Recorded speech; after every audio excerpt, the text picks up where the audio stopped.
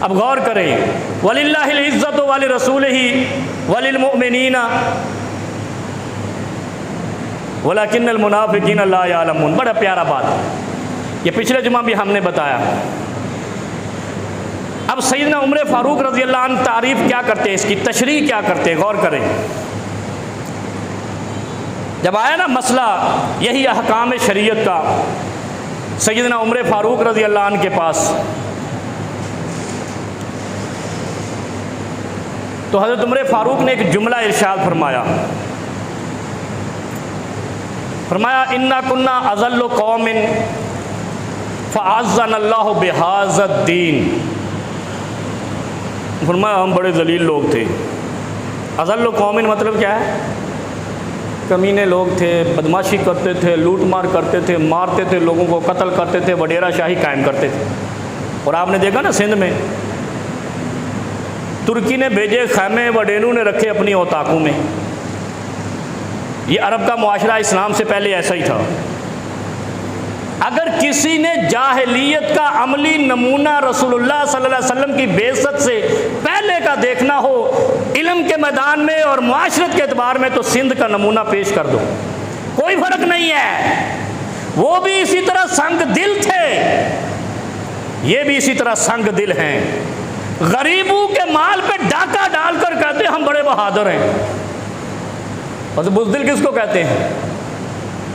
बहादुर वो होता है जो अपने मुकाबिल से लड़े, जो कमजोर से लड़े वही तो बुज़दिल होता है। जो कमजोर को लूटे वो बहादुर नहीं, जो ताकतवर के दरवाजे तोड़ दे वो बहादुर है। क्या फरमाया?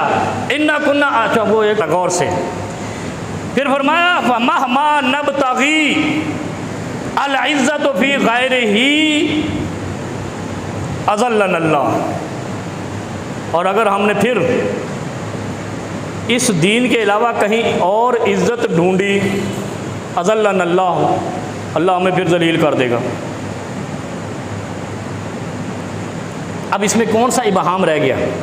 सैयदना उमर फारूक कहते हैं कि रसूलुल्लाह सल्लल्लाहु अलैहि वसल्लम ने बाल बनाने का तरीका बताया, नाखून काटने का तरीका बताया, सड़क पे चलने का तरीका बताया, दाएं हाथ से खाने का तरीका बताया, पीने के आदाब बताए, सोने के आदाब बताए, नमाज पढ़ने के आदाब बताए, वुज़ू के आदाब बताए, कुरान के आदाब बताए, मियाँ बीवी में ताल्लुकात के आदाब बताए, मोहल्ले मुआशरे में रहने के आदाब बताए, लोगों से डील करने के आदाब बताए।